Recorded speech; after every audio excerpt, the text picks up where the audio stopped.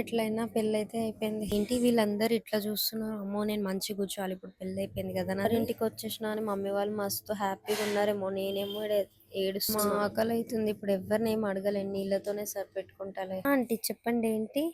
హెయిరా? అవునా ఆంటీ ఇది ఇంతే హెయిర్ స్టైలే ఇంత ఆంటీ. హెయిర్ స్టైల్ చేసిండ్రు కదా!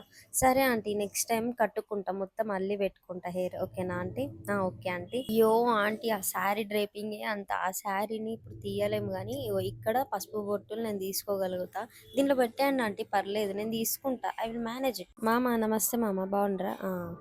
మేము బాగున్నాం మామయ్య. సరే మీరు తిన్నారా? మేము తిన్నాం. అత్తమ్మ ఏది? అగో పిలుస్తున్నట్టుంది. పోండ్రి మామ. ఏమో ఈడ ఏం అర్థమైతలేదు. ఎవరితో ఏం మాట్లాడానో తెలుస్తలేదు. ఏం చేయాలో పిచ్చి లేస్తుంది.